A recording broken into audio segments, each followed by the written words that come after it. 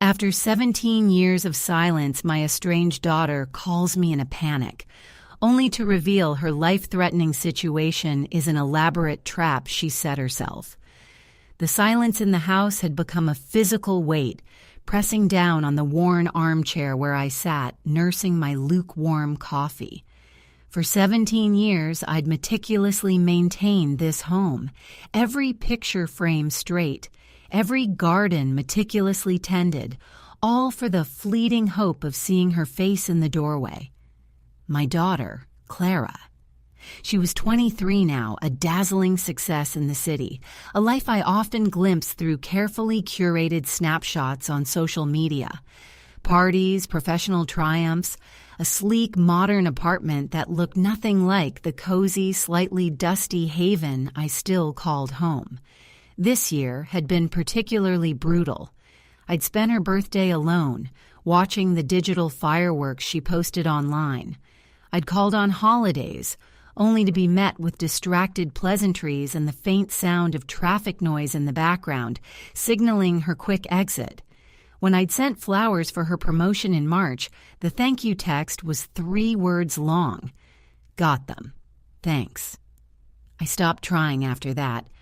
The well of unconditional fatherly love was still there, deep and pure. But the bucket I used to draw from felt heavy, rusted from disuse. I remember the last time I saw her, a rushed Christmas Eve 2 years ago.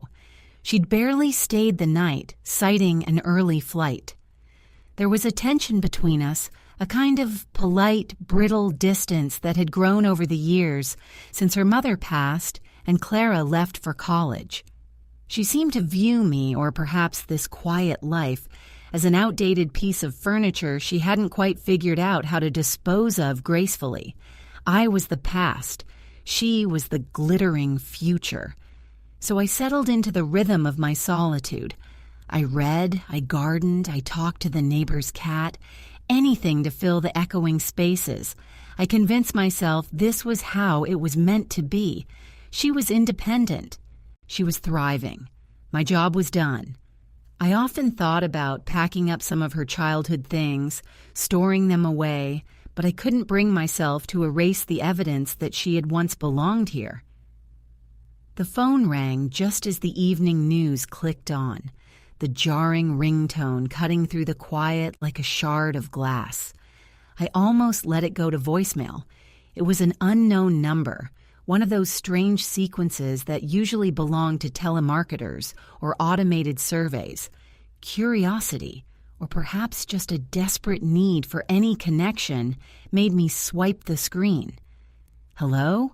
I answered, my voice raspy from disuse. There was a sharp intake of breath on the other end, followed by a pause so profound I thought the line had dropped. Then a voice, undeniably Clara's, tight and thin, laced with an unfamiliar edge of panic. "Dad, oh thank God, I need you. I need you right now." My heart leaped into my throat, threatening to choke me. This wasn't the breezy, detached Clara. This was raw need. "Clara, what is it? Are you hurt? Where are you?" I gripped the phone so hard my knuckles turned white. "No, I'm not hurt," she choked out, her voice cracking. It's complicated. I messed up, Dad, badly. I'm at the apartment, but I can't call anyone else. They might find out. Please, can you just come? Please, Dad, don't ask questions yet. Just tell me you're coming." Before I could formulate a single rational response, before I could even ascertain if she was in physical danger or just emotional distress, she hung up. The dial tone buzzed mockingly in my ear, replaced instantly by the heavy, suffocating silence once more. I stared at the dark screen, my mind reeling. After a year of absolute radio silence, she remembered my existence only when she was desperate enough to beg. But what kind of mess was so terrible that her brilliant, self-sufficient life had crumbled so fast that her first call was to the father she'd carefully avoided for 12 months?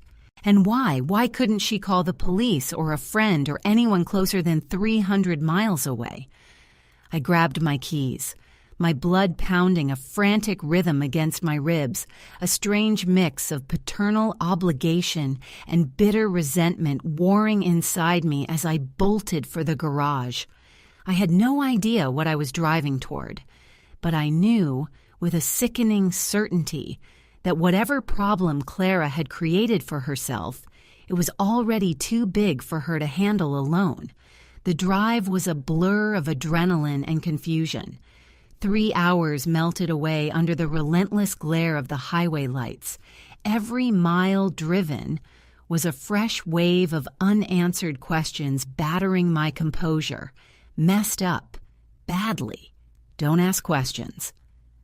Those words echoed in the confines of my old sedan, a constant drumbeat driving me forward. What level of trouble required such secrecy from a successful young professional? Kidnapping? Debt? Or something darker? Something that made her afraid of official channels? As I finally navigated the labyrinthine streets of the city, a place I only visited for brief, uncomfortable shopping trips, Clara's neighborhood materialized, sleek glass towers reflecting the city's aggressive neon glow. I felt instantly out of place in my sensible jacket and slightly scuffed shoes. I pulled up to the towering, anonymous entrance of her building. The security guard inside looked at me with polite suspicion as I stammered her address. "Mr. the guard asked, tapping at his terminal. "Davies, John Davies. My daughter is Clara Davies, 14th floor." The guard scrolled, his brow furrowing. "I don't see a scheduled visitor for Miss Davies, sir, and we have a strict no-entry policy without prior authorization." Panic flared again, hot and sharp. "Look, I just got off the phone with her. She's in trouble. You have to let me up. It's an emergency." I tried to keep the desperation out of my voice, but I knew I was failing. The guard hesitated, glancing nervously toward a monitor showing the lobby's surveillance feed. "I need to place a call, sir. Building policy." "Fine, call her right now," I urged, leaning in. He punched in a number. The ringing tone echoed in the quiet lobby. After 3 rings, it went straight to voicemail. A cold dread started creeping up my spine. Had I misunderstood the tone of her voice? Had she been coerced into making that call? The guard looked up, resignation setting in. "She's not answering her line, sir. I really can't let you proceed without clearance." "Listen to me," I insisted, lowering my voice, trying the authority I hadn't used in years. "I am her father. If you stop me from getting to her right now and something happens, you will be answering to the police, to her employers, to everyone. Let me up. Now." Something in my sudden, fierce intensity must have pierced through his training. He sighed, running a hand over his head. "All right, Mr. Davies, but I'm logging this. Floor 14, Unit 1407. I'm alerting building security upstairs, but I'm letting you up for now."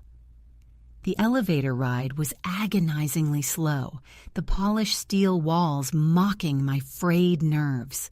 When the doors slid open onto the 14th floor, the corridor was silent, carpeted in deep, sound-dampening charcoal. Clara's apartment door, 1407, was ajar.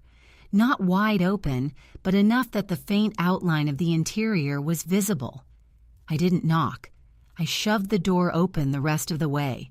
"Clara!"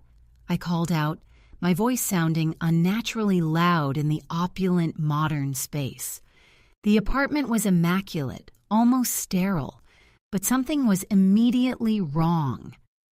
The living room, usually pristine, had overturned furniture. A heavy glass coffee table lay shattered on the expensive rug.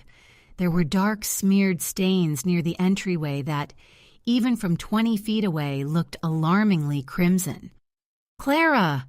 I rushed inside, scanning the open-plan space. She wasn't in the main area.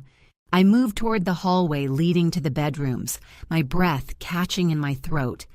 It wasn't until I reached the entrance to what must have been her home office that I saw her. She was huddled against the far wall, wrapped tightly in a heavy woolen blanket, shivering violently despite the ambient temperature. Her face was pale, eyes wide and staring past me, fixed on something I couldn't yet see. "Dad, you came," she whispered, her voice barely audible. She pointed a trembling finger toward the floor, just beyond my feet. I looked down. On the polished hardwood there was a clear impression of something heavy being dragged. And next to that mark, not the dark smears I'd initially feared, but several small, intricately carved wooden pieces. Chess pieces, intricately detailed, lying scattered like fallen soldiers. "What happened here, honey? Did someone break in?" I asked, moving toward her, ready to pull her into my arms. She shook her head frantically, clutching the blanket tighter. No, it wasn't someone breaking in. She squeezed her eyes shut, taking a ragged breath. "I was working late. I heard a noise in the storage closet in the hall. When I went to check..." She stopped again, tears finally starting to track clean paths down her dirty cheeks. I knelt beside her, placing a reassuring hand on her shoulder. "It was him, Dad. The man from the old auction house. The one who kept sending me letters about Mom's collection. He wasn't interested in the pieces." Her gaze snapped to mine, suddenly sharp with a desperate plea. "He was interested in you. He said you stole the king from him 17 years ago and he's here to collect the debt." I froze, my blood turning to ice. The old auction house, the fragmented memories of my late wife's antique collection, the king. I hadn't thought of that ancient dark chess piece in decades. It was a piece that had vanished shortly after my wife's death, an ugly, stressful business I'd buried deep. Then, a sound. Not from the hallway, but from the rear of the apartment, near the closed door leading to the balcony.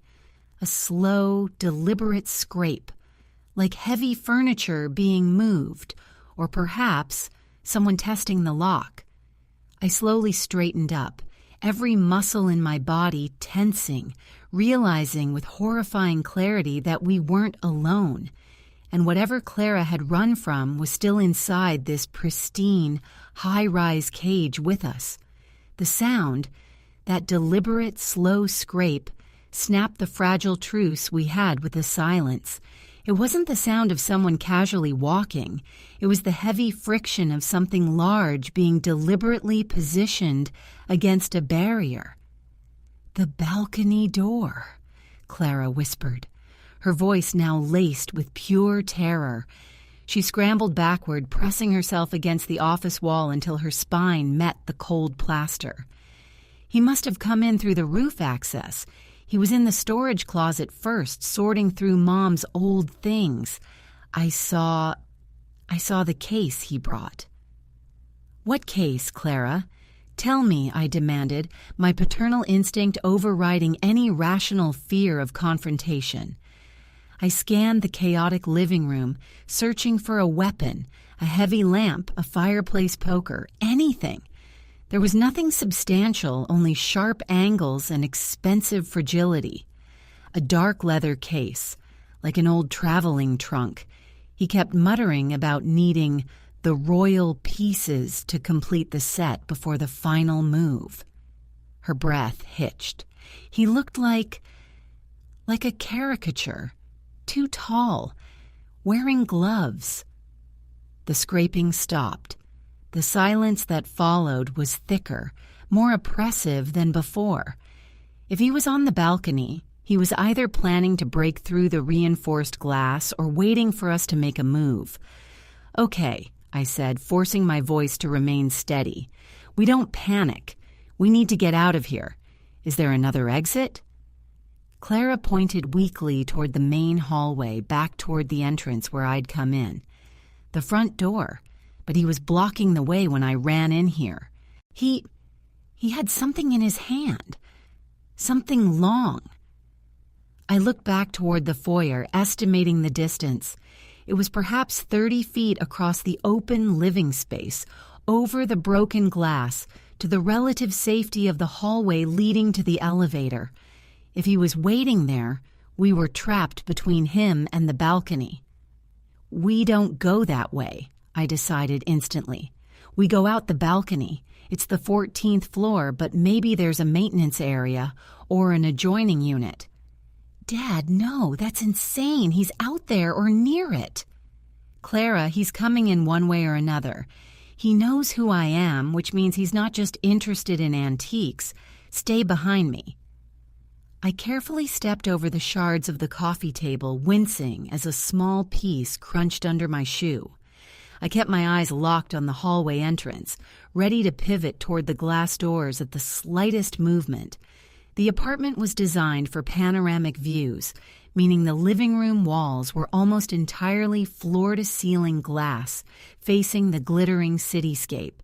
As I reached the glass door leading to the small balcony, I noticed something terrifying.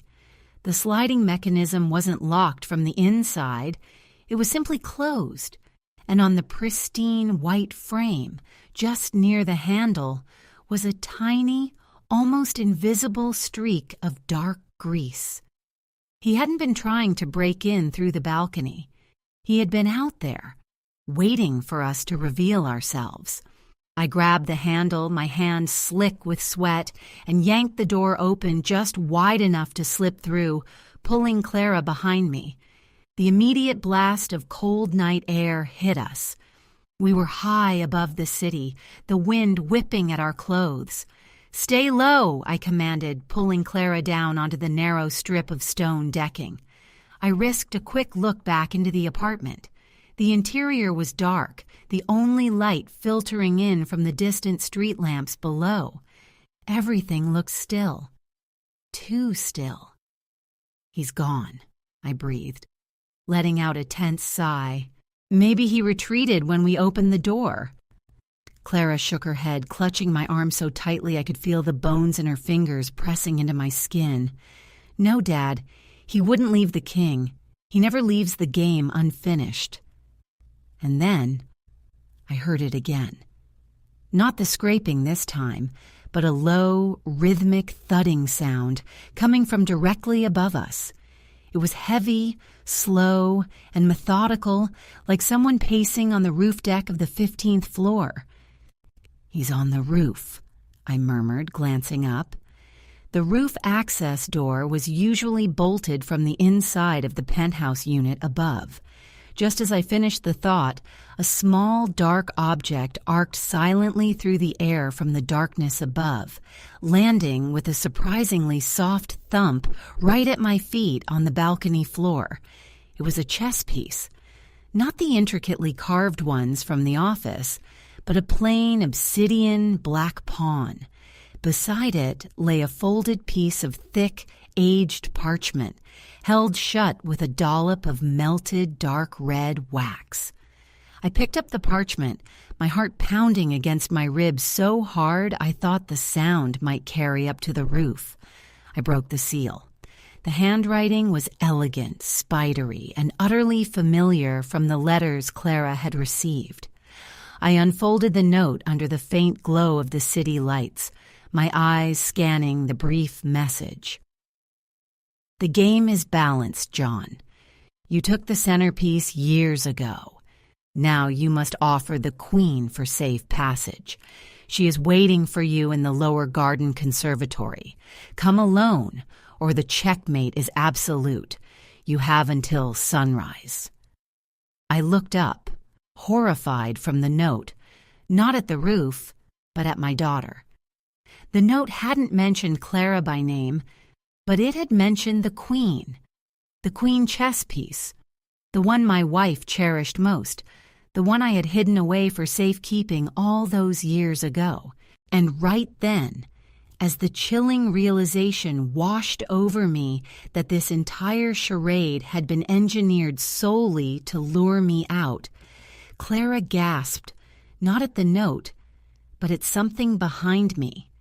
I spun around, expecting to see the tall silhouette of the man from the roof, but the apartment doorway was empty. Instead, framed perfectly in the rectangle of light from the office, was a figure standing silently in the shadows of the hallway. It wasn't the tall man. It was a woman, dressed in a stark black suit, holding a sleek silence pistol aimed directly at my chest. Her face was pale, utterly devoid of emotion, and she wore a single ornate silver brooch pinned to her lapel, a miniature, stylized image of a king. The woman in black was a statue of lethal intent. The gun she held was small, yet the silence around the muzzle seemed to absorb all the sound in the apartment, focusing every ounce of ambient noise, the rush of the wind, the distant city hum, into the sharp, terrifying reality of the impending shot. "Don't move, Mr. Davies." Her voice was low, completely flat, devoid of the frantic passion I associated with Clara's mysterious pursuer. She sounded like a highly trained operative, not a vengeful collector. "And please, tell your daughter to drop that note." Clara, seeing the gun, instinctively clutched the parchment tighter, stumbling back against the glass railing of the balcony. "Who are you?" I managed, my voice a strained croak. My mind was racing, trying to reconcile the note about the king and the queen with this silent assassin holding a firearm. This wasn't about some old grudge match anymore. This was professional, coordinated, and far more dangerous than I could have imagined when I first picked up the phone. "I am the consequence of an unfinished transaction," she replied smoothly. "Your associate, the gentleman above, is merely securing the perimeter. He is impatient for the main event." She tilted her head slightly, her eyes sharp and cold, flicking between me and Clara. "You received the instructions. The queen is required for balance. Hand over the parchment." The implication hit me like a physical blow. The note, the king, the queen. It wasn't a metaphor. They were after specific, valuable artifacts, and they had tracked me through Clara's desperate call. My guilt over abandoning my wife's legacy was now endangering my daughter. "She doesn't have the queen," I shouted, pushing Clara slightly behind me, bracing myself. "I do. I hid it. But you're not getting it while you're holding a gun on us. Put that thing down and we talk." The woman in black gave a tiny, almost imperceptible smile. "A negotiation? How very quaint. You are currently in no position to dictate terms, Mr. Davies. Your daughter, however, is a very persuasive bargaining chip." As if on cue, Clara cried out. She hadn't been staring at the assassin in the doorway. She'd been looking through her, into the dark hallway. "Dad, look out!" I didn't have time to process what she meant. A heavy, dark shape detached itself from the shadows adjacent to the assassin. It wasn't the tall man from the roof. This figure was shorter, broader, and moved with a disturbing, almost animalistic stealth. In its hand, glinting under the distant ambient light, was a large, crude wood-cutting axe. Not the sort used for firewood, but something brutally efficient. This was the man who had been moving furniture, the one making the heavy thuds. I realized the woman with the gun was the messenger, the cleaner. The broad man was the enforcer, the one designed to make sure neither of us reached the elevator. We were pinned between two distinct threats, the cold precision of the gun and the brutal force of the axe. "Clara, run back into the office," I yelled, shoving her hard toward the relative cover of the interior room, praying the door would hold. The moment Clara stumbled backward, the woman in black reacted instantly, raising the pistol. I threw myself sideways, diving toward the living room, hoping to draw the fire away from Clara. The sharp crack of the suppressed weapon was terrifyingly muted, a flat phut in the night air. I felt a searing, agonizing sting in my left shoulder, like being struck by a hot iron rod, throwing me off balance onto the shattered glass of the coffee table. The assassin didn't follow up with another shot, maintaining her grim composure. She didn't need to. The moment I fell, the brute with the axe lunged forward, clearing the distance in 2 massive strides, swinging the axe in a wide, devastating arc aimed directly at my head, intending to end the encounter quickly and retrieve whatever piece of evidence Clara still clutched. I threw my arm up instinctively to block the blow, hearing the sickening thwack as the heavy steel connected not with my skull, but with the thick bone of my forearm. A white-hot spike of pain shot up to my shoulder, and the world tilted violently. I tasted blood, my own, as I rolled awkwardly, trying to regain my footing amidst the debris. Through the blinding pain and the roaring in my ears, I saw Clara emerging from the office doorway, her face streaked with tears, but her eyes now blazing with a fierce, uncharacteristic resolve. She wasn't running.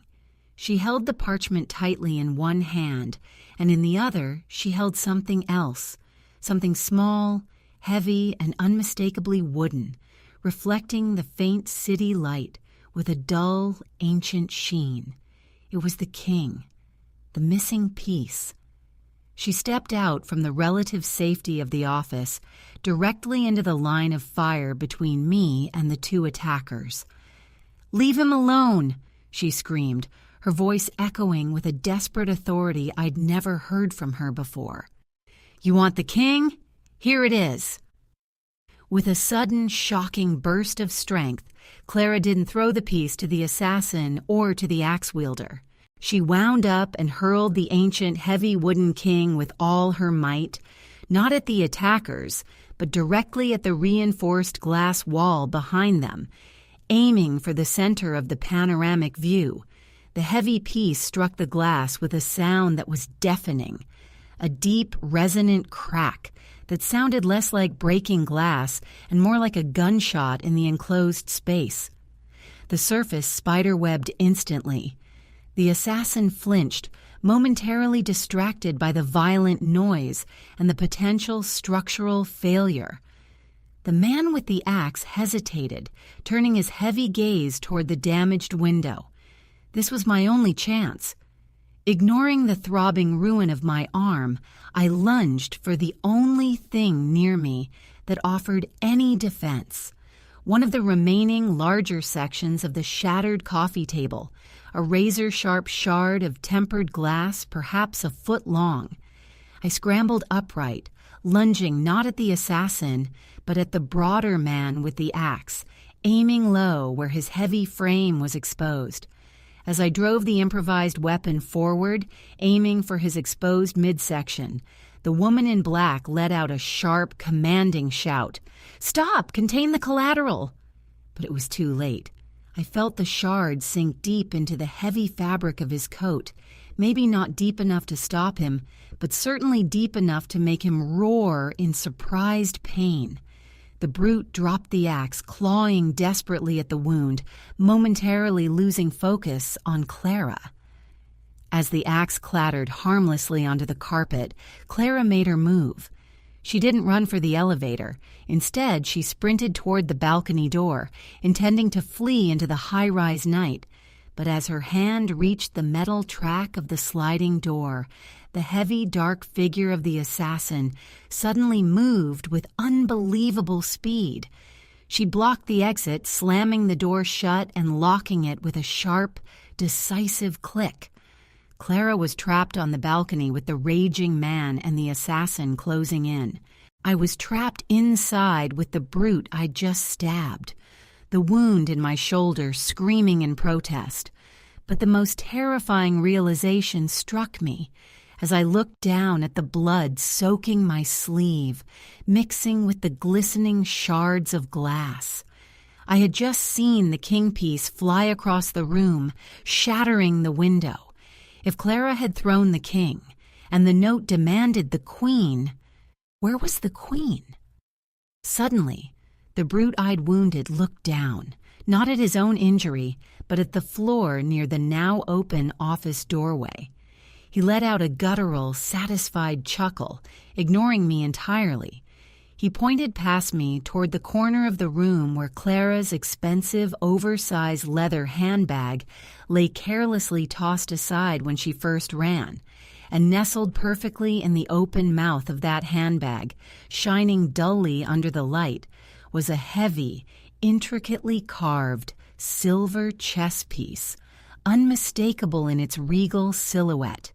The queen, the sight of the queen, shining, damning evidence of Clara's secret, sent a fresh wave of adrenaline through me, momentarily eclipsing the agony in my arm and shoulder.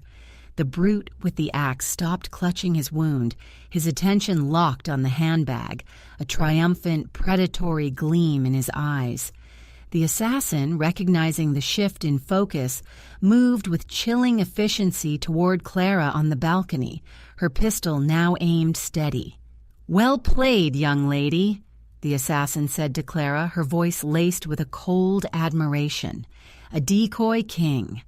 Clever. But now, the queen must join the king on the board." Clara, realizing her error, scrambled backward against the glass, her face a mask of despair. She had tried to save me by sacrificing the king decoy, but in doing so, she had inadvertently revealed the true prize was still here. I knew then that this wasn't a negotiation, it was an extraction, and the auction house was clearly a cover for something far deeper, perhaps espionage or high-stakes illegal trade involving historical artifacts tied to my late wife. My past had finally caught up to us, dragging my daughter into the fallout. I couldn't let them have the queen, not after everything. Ignoring the searing pain, I pushed myself off the floor, grabbing the heavy, sharp section of glass that had been the coffee table edge. I was slow, clumsy, bleeding profusely, but driven by a singular white-hot focus, protecting Clara. "Stay away from her," I roared, launching myself toward the queen in the handbag. The brute, sensing the end of his task, ignored the minor stab wound and turned his full attention to me. He moved to intercept, but the assassin was quicker. She fired a warning shot, the suppressed phut echoing sharply in the confined space, intentionally aiming low again, forcing me to pivot. In that split second of distraction, Clara did something unexpected. She didn't try to jump over the railing. Instead, she slammed her shoulder against the sliding glass door, not focusing on the lock, but on the already stressed spider-webbed pane where she'd struck it with the king. The glass didn't shatter instantly. It groaned under the pressure, a high-pitched squeal of stressed material. "Dad, look up!" Clara screamed, her voice cracking with desperation, pointing toward the ceiling just above the assassin. I followed her gaze, adrenaline momentarily dulling my vision. High above the assassin, where the ceiling met the glass wall of the apartment, there was a small, almost invisible access panel, a maintenance hatch, perhaps for integrated lighting or HVAC. And that access panel was rattling violently. It wasn't the brute pacing on the roof. It was someone else, someone the main team hadn't accounted for, or perhaps someone they were trying to avoid. The assassin, clearly recognizing the danger of the rattling panel, hesitated for a microsecond, a fatal delay in this line of work. She spun her head upward, momentarily breaking her lock on Clara. That was the opening. I didn't go for the queen. I didn't go for the assassin. I charged the brute who still held my focus, using my one good arm to shove him hard toward the compromised glass wall, directly into the line of fire of the assassin. "Watch your back!" I yelled, knowing the assassin would prioritize eliminating the internal threat before worrying about me. The brute staggered directly into the path of the assassin's reaction fire. The woman, still wary of the ceiling panel, swung her weapon toward the unexpected movement, firing twice with deadly precision. The heavy man grunted, stumbling backward, his large body crashing heavily against the already fractured panoramic window. The impact was catastrophic. The entire expanse of glass buckled inward with a deafening, explosive roar. The sound drowned out everything, the wind, the city traffic, even the ringing in my ears. The brute, caught between the impact and the two shots, screamed as the entire structure gave way. He tumbled backward into the night air, vanishing into the vast illuminated canyon of the city below. The assassin, momentarily blinded by the sudden influx of wind and debris, instinctively shielded her eyes. Clara, thrown backward by the sudden decompression, hit the floor of the office hard but was still inside. I didn't hesitate. My injured arm was useless, but my legs still worked. I sprinted the last few feet to the handbag, snatched the silver queen, and then turned toward the assassin. She was regaining control, her eyes sweeping back toward me, pistol steadying. But the game had fundamentally changed. With the brute gone and the structural integrity of the apartment compromised, the unseen party in the ceiling hatch chose its moment. From the gaping hole where the glass had been, a thin, high-tensile wire, almost invisible in the darkness, shot down like a viper. It wrapped around the assassin's wrist, right where the pistol was held. The assassin's eyes widened in genuine shock for the first time. She tugged violently, but the wire was anchored firmly above. The wire yanked upward, forcing the pistol to fire harmlessly into the ceiling. The assassin was lifted off her feet, suspended briefly, before being rapidly hauled upward into the darkness of the upper floor, disappearing as quickly and silently as she had arrived. Silence descended again, heavy with the smell of ozone and dust.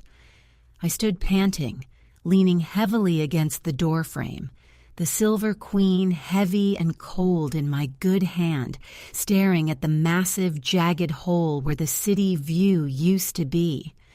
I looked toward the office. Clara was crawling out, bruised, covered in dust, but alive. She saw the queen in my hand, then looked at the yawning abyss where her attacker had just been forcibly removed. "Dad, who was that?" she whispered, tears returning, but this time mixed with disbelief. "Who was helping us?" I looked at the queen, then back at the empty, broken apartment. The note mentioned my debt, my stolen king, and demanded the queen. But the people who had just intervened, yanking the assassin into the darkness, weren't interested in my debt. They were interested in the king Clara had thrown, the decoy that had broken the window, and the power structure that controlled this secret war. "I don't know, Clara," I managed, staggering toward her, "but I think you just bought us some time. The game isn't over. It just moved to a different board." I looked down at the queen in my hand, realizing that this artifact, which I thought I had hidden safely for years, was the key to a battle between forces I didn't even know existed. As I reached her, Clara took the queen from my hand, her fingers brushing mine. She didn't look at the hole in the wall or the chaos around us. She looked directly into my eyes, her voice low and steady, the detached daughter I knew from the city suddenly overlaid with something harder, something secretive. "Good," she said, tucking the silver piece carefully into her own pocket, ignoring the one I held. "Because, Dad, that wasn't the decoy. I didn't throw the king earlier, I threw the rook." And in that moment, staring at her calm, knowing expression, I understood the terrifying truth. Clara hadn't remembered me when she needed help. She had orchestrated this entire crisis, using my old secret as bait, because she was already playing a game far bigger and far more dangerous than I could have ever imagined. The question wasn't who she was running from, it was who she was working for.